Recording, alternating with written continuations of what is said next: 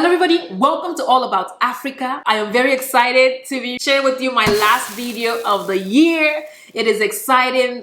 Thank you all for your kind support. I want to start out with a quote that says, if you want to accomplish anything in life, you must first expect it of yourself. Now, this quote is actually what jumpstarts my video for today. No, we're not going to be talking about any African stories. Yes, we're going to be talking about entrepreneurship and storytelling, how to link both, right? And so I'm sharing with you 5 tips I've learned so far, or 5 tips I honestly wish I knew prior to starting my YouTube channel, right? These are things that I hope would help you on your own personal journey or professional journey. So let's jump right into it. Stay tuned. We'll be right back.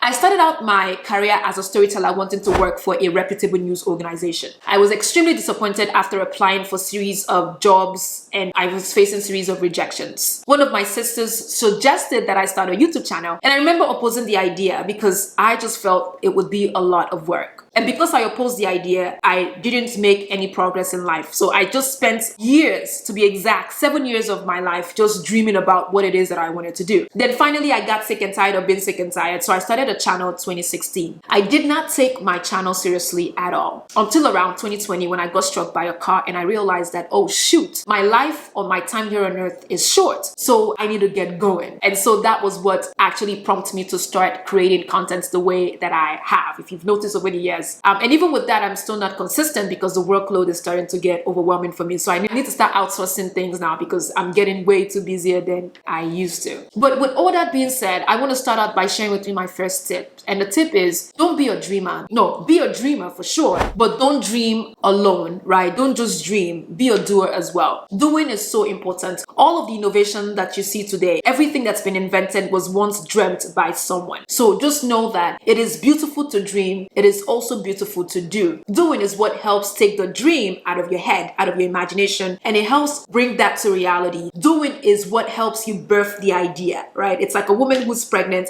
and the birthing process is the doing process. So it's the action requires for you to make that dream a reality. So no, dreaming alone is not good, unless you just want to die with it. And yes, people do die with their dream, and what happens is the dream is buried with them and the world miss out on what could have been great or what could have been a life changer or game changer for many of us. So dream is important, doing is important as well. So don't just dream alone, be a dreamer and a doer. Now, I read a book years ago by popular award-winning screenwriter. Her name is Shonda Rhimes, and she wrote award-winning television shows. And in her book, The Year of Yes, she talks about the importance of doing, dreaming, the importance of doing as well. So yes, be a dreamer and a doer. If you're sitting on a couch like me for years, maybe 2022 is the year for you to start making that changes, right? Know that when you do start out, it's going to be difficult for sure, but it leads me to my second part of my tips, meaning like surround yourself with the right people. These are people that will remind you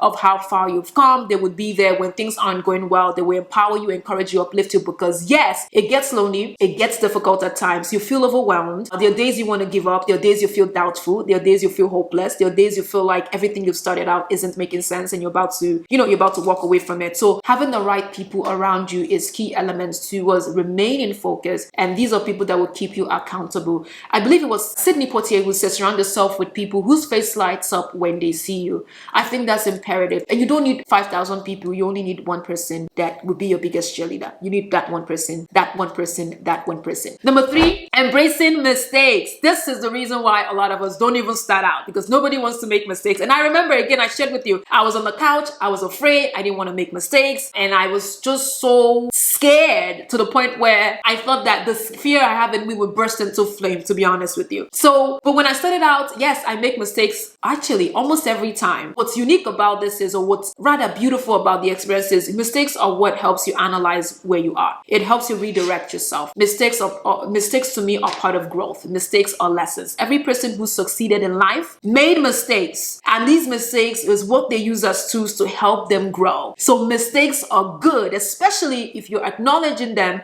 analyzing them, using them to be better. So don't be afraid of mistakes. Let mistakes be what actually help you be better at what you do. Number 4, celebrating your small wins. It is so good when you do that because it helps you acknowledge where you are and how far you've come. Yeah, so celebrate yourself as best as you can. You're able to build a healthy relationship between you and your journey. Number 5 is actually the biggest of all biggest. It's this. It's a quote that came to me somewhere in Rome. And the reason why it came to me was because I was being discriminated against because of the color of my skin. And it forced me to start to rethink a lot of things that I've been thinking. Now, I believe racism is there. Living in the US, I don't think I come across it as much as I had in Rome. And I had the gift of gifts. We're speaking about celebrating ourselves, right? I had the gift of actually traveling across Europe, and that was when I faced the ultimate racism I've ever experienced. And to this day, it reshaped my mind. And statements I got from that experience is this: if you go out into the world seeking for validation, you're going to be disappointed. Be the first to validate you. Every other external comment, every other external praises is just an additional gift to who you are. So be the first to validate you. It is very, very, very important. It is a great way for you to build a healthy relationship with yourself. It is a great way for you to go out into the world and demanding for what you want. Because you know why? People will treat you the way they think you deserve. Based on your history or based on what they read about you, based on the stereotypes that are out there. I'm speaking particularly for Black people, right? And so once you realize that, it's for you to say, you know what, I'm not deserving of that. And I don't need you to tell me how great I am. I know for sure that I am fabulous. I know for sure that I am smart. I know for sure that I am deserving. As a result of that, if you're not going to validate me, I'm going to take myself elsewhere. So that's the beauty about validating yourself. You're able to see your self-worth. You're able to see your value. So yes, be the first to validate you. It is very, very important. Now, I am done with my 5 tips. I want you to share with me which of the 5 is your favorite, and also share with me what part of the world you're watching me from. I'm very excited for all of you and for your support and your guidance. I really, truly am grateful. Happy holidays to you and your family. Please be safe, and I will see you 2023. The show must go on. Yes.